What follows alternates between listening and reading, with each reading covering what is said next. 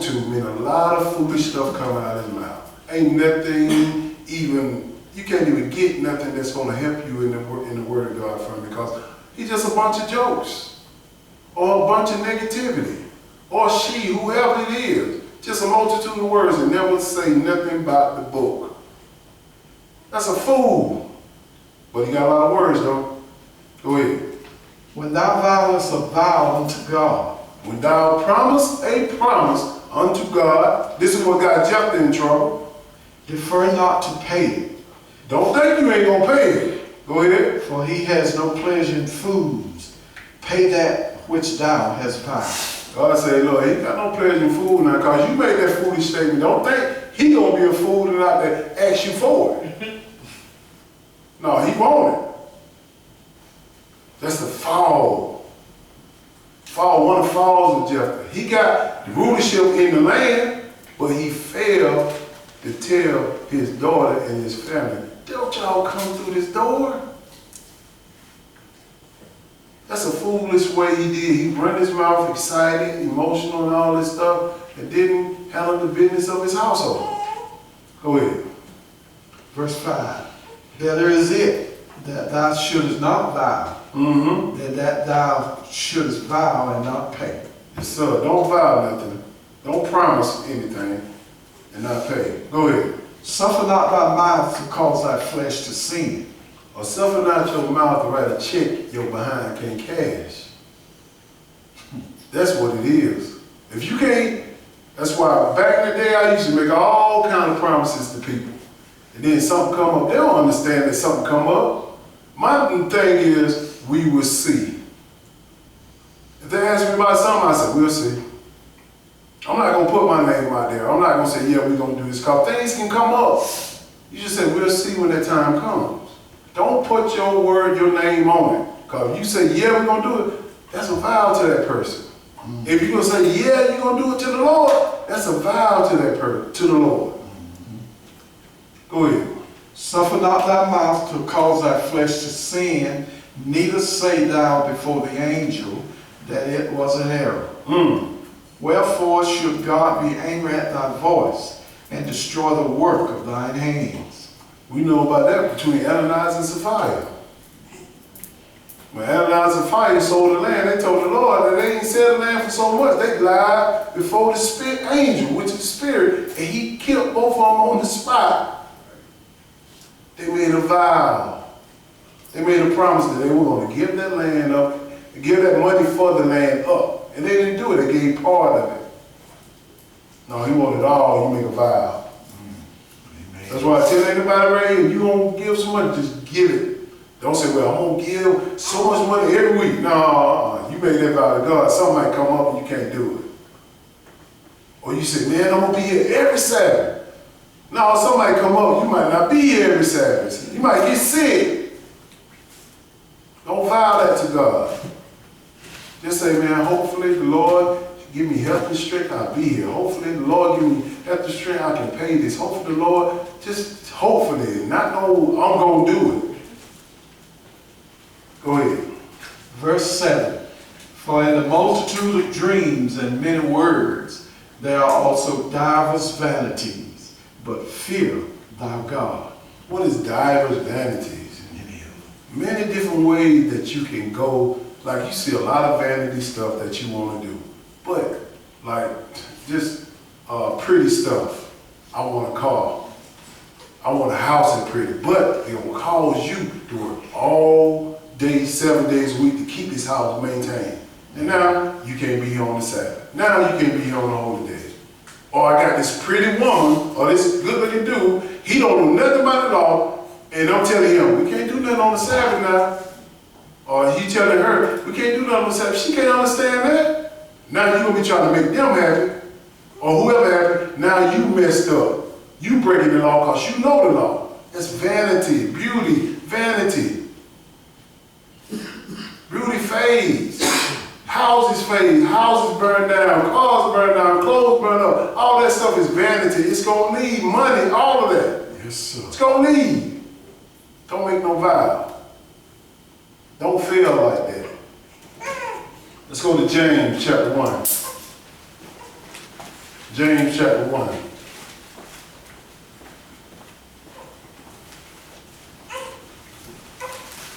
Righteous men and women fall now, but they'll rise back up. But when they rise back up, they're gonna have a testimony. If you find a person who got a lot of wisdom, then they do a lot of failing. If they got a lot of wisdom, they know a lot of stuff, they don't fail at that, what they telling you. And they came out of it. I used to pray for the Lord, give me a lot of wisdom and knowledge. I said, man, I started learning, understanding what is wisdom. It's a lot of pain in wisdom. A lot of pain. Yes, sir. James chapter 1, verse 2. We got to handle this. We got to handle the fall this way.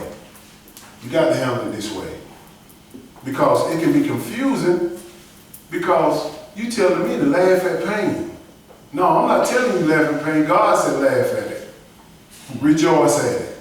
And I'm going to show you. James chapter 1 and verse 2. Go ahead. My brethren, count it all joy when you fall into divers temptations. Wait a minute. You want me to count it joyful? With this woman walking by me with this tight dress on? I'm about to lust? I'm about to commit adultery in my mind? You want me to rejoice about that?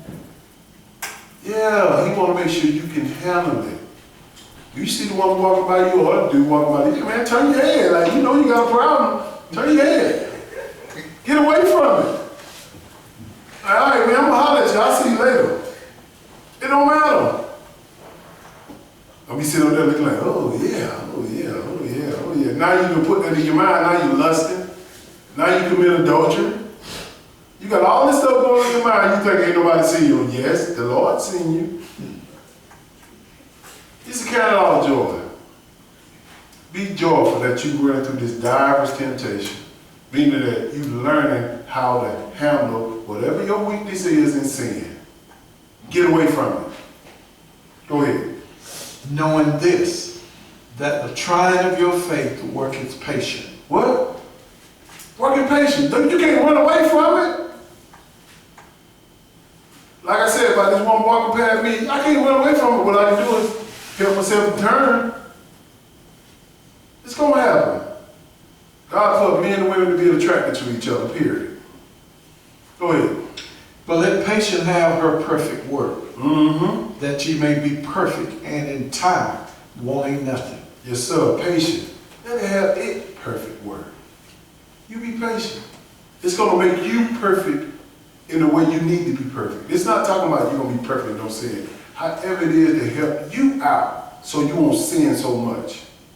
Go ahead. If any of you lack wisdom, let him ask of God, that giveth to all men liberally. Yes, sir. And upbraideth not, and it shall be given him. Yes, sir. If you lack wisdom, he'll give it to you. Not saying it's going to be peaches and cream, but he's going to give it to you. Go ahead. But let him ask in faith, nothing wavering.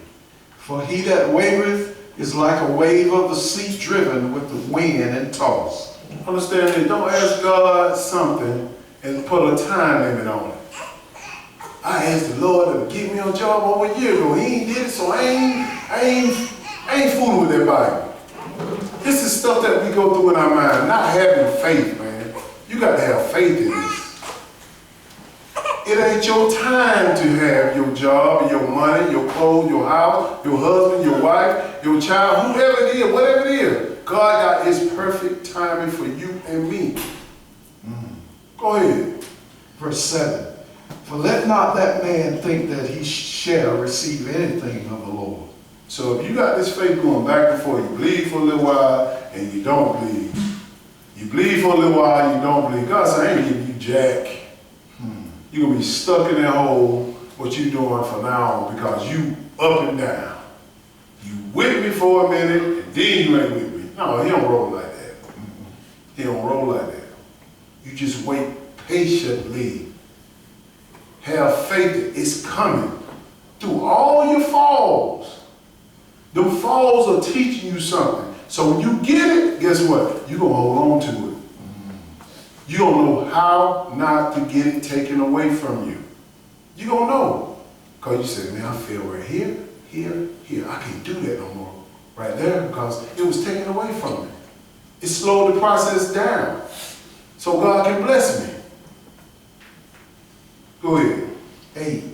A double-minded man is unstable in all his ways. Double-minded. Like I said before, you can't be with the world and then say, I'm going to go over here and go to church with Jeff and them on Saturday, and Sunday I'm going to go over here and go to church with my mom and them on Sunday. Who you fooling? Who you fooling? You ain't fooling nobody. I'm going to go ahead and keep the high days with Jeff and them. I'm going to go get me a crib repair. Shoot, I'm going to get me a crib repair. Forget what Jeff and LC talking about. That's free. Okay. See what happens to you. See how when you be in it stuck like Chuck. Go ahead. Let the brother of low degree rejoice in that he is exalted. He said, you're low right now. He said, but you're going to rejoice when you exalted. You're going to rejoice. You're like, I needed that at the time. I know some stuff I asked God for. He would have gave it to me back then. Man, I would have went away from God so fast, it would make my head spin. Like I said, I played in the NFL. Had an NFL contract, 2-year NFL contract. If you would have gave me a promising NFL career, I wouldn't have went this way. I would have been playing NFL ball and still doing my thing. Period. Still up there sinning. But I'm glad he took that away from me because that was a hindrance to me. At the time, I didn't know that. I said, Lord, boy, you sure hit me hard then. He said, no, boy, I'm helping you. I'm helping you. And believe me, I know this now because at the time my mind was young, I was in my 20s. Only thing I thought about was some money, some clothes, all this stuff that make me look good. That's it. I ain't think about God, give him a little few dollars, that's it. That's all I was doing. Out there sinning, fornicating, and everything. Doing my thing. But if you would have gave me that, I would have maximized all that. But anyway, let's go to Galatians. We finished? Yes, sir. Let's go back to Galatians. We'll go to Galatians chapter 6, verse 1.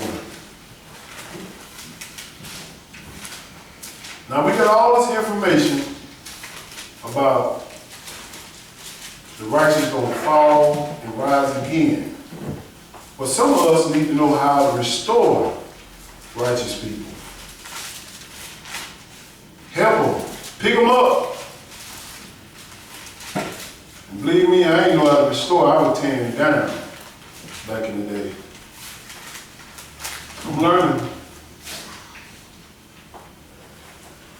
Galatians chapter 6.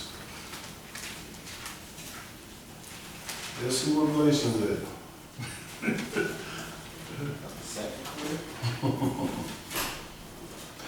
Right out to 2 Corinthians. Appreciate that, Travis. He thought I was playing. I was looking for it. Galatians chapter 6 and verse 1. Let's see how we can help people the righteous way to get back on track. Verse 1, go ahead. Brethren, if a man be overtaken in a fault, ye which are spiritual, restore such, and one in the spirit of meekness, considering thyself, lest thou also be tempted. You see what he said? You restore a person in meekness. Don't be out there like I was back in there. You going to hell because you breaking the Sabbath. And you going to hell because you eating all that pork. I used to be into it. And God said, don't restore people like that. You restore meekness. Be meek with it. Say, bro, you know, hey, God don't like that. And you show them. And don't condemn them. Because as long as he or she got breath in their body and they living, they got time to get it right. It might not be you and it might not be our time. It's God's time. Go ahead. Verse 2. Bear ye one another's burdens, and so fulfill the law of Christ. So a brother, sister come to you and talk about some issue in their life they're having a hard time with, bear with them. Try to help them. Instead of, girl, you know what he told me? Girl, you know what he said? Instead of slandering their name out there. Don't do that. They can find you for a reason. You going back talking about the person. Oh, man, you heard what Jeff said? I just said my women, men too, we got men out here today, they bigger gospel than women.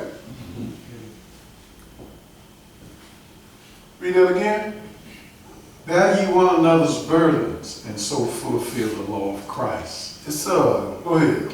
For if a man think himself to be something, when he is nothing, he deceiveth himself. That's a big one. That's a good check for a lot of people. Especially if people got a little money, got a little land, got a little status, and he think he's something, or she think he's something.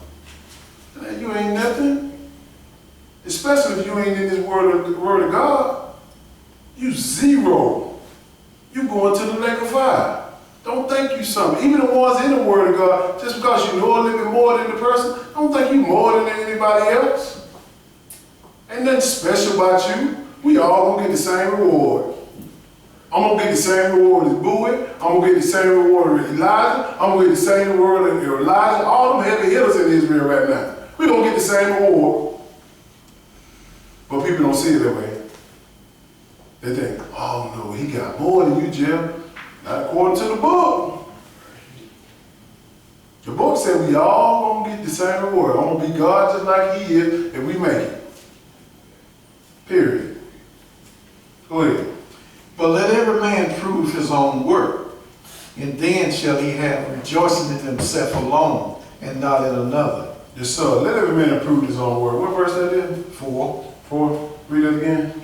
But let every man prove his own work, and then shall he have rejoicing in himself alone, and not in another. Yes, sir. You prove your own work. If you got to work out your own salvation, you prove it. And you work it out. You ain't looking at, okay, if she do this right, I'm going to do this right. Don't be a robot. You do it. You do it right because it's your salvation that's on the line. Let every man prove his what? Own work. Own work. Amen. And not in another. You don't show up to the Saturday class because you say, oh, I got to go because my mama said we got to go. Oh, I got to go because my daddy said we got to go. Oh, this and that. You better be doing it for yourself. Because I can't do nothing for you. Every man and woman going to stand for their sins. And this Sabbath is real important. Real important. Go ahead. Verse 5, for every man shall bear his own burden. You see what he said right there? Every man gonna bear his own burden. Whatever my sins are, I can't even bear the sins of my kids, and my kid can't bear the sins of me. Or my wife, or my mama, or my daddy, or anybody. Can't bear the sins of my sins. We can't. You know, all this crazy stuff talking about the sins of the child is on the parent until they get a certain age. What chapter is that? Don't make no sense. Coming up with stuff instead of reading the law. Go ahead. Let him that is taught in the word communicate unto him that teaches in all good things. It's taught in the word. So how are they communicating? With the word. If the word ain't being taught in your communication, how you helping that person? When I'm talking to people, I try to bring that word right back around. I talk about basketball, talk about football, and I said, man, you know, we had a good time at the Sabbath class, man. They're like, man, how do we get to this? Talking about football and basketball. Now you talking about the Sabbath, some dietary law and all that. I'm going to bring it up. Just to see if they're going to catch on to it. Then if it ain't catching on, I go on, we talk about football and basketball. Go ahead. Verse 7.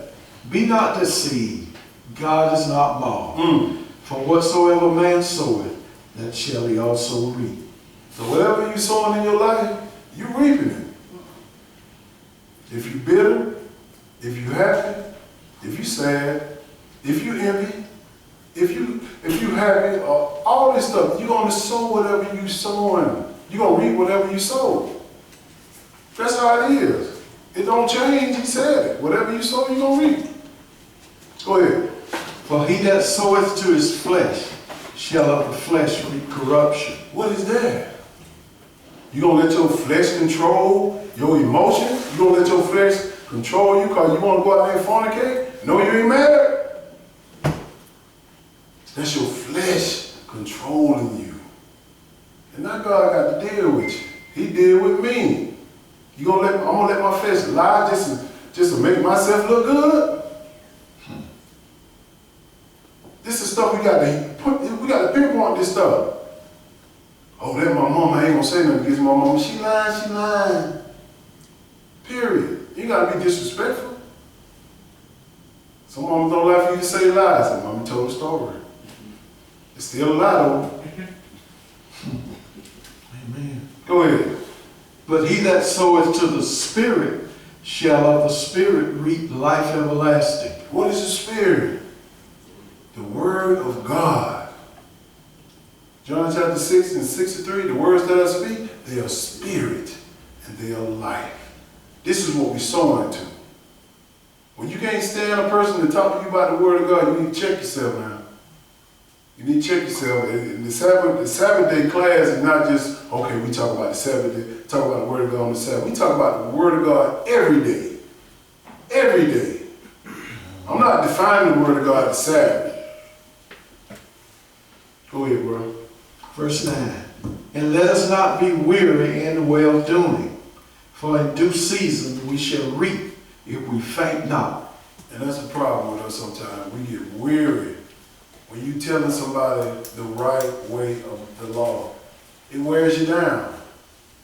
It wears you down, it wears me down. I get weary sometimes. I'm like, man, I'm looking, it don't look like no progress on certain people. Still stuck like each other. It don't look like no progress on me, what I'm working on. The sins that I'm working on. I'm not just talking about me. He said, don't be weary on where doing, don't faint. Don't give up. Faint means don't give up. That's right. Period. Read next verse. Verse 10. As we have therefore opportunity, let us do good unto all men. Yes, sir. Especially unto them who are of the household of faith. Man, we are our own worst enemies. We are our own worst enemies. We treat people that outside of the household of faith, being the people that keeping the law and trying to do, we treat people outside better than we treat our own family. That's right. Go outside, we speak to folks. Hey, how you doing, girl? How you doing? Get around the household of faith. I'm guilty of that too. Because I'm letting my emotion take over. Everybody else outside the church, oh, you so lively and happy and everything. The one that keep the law, you got a problem with them.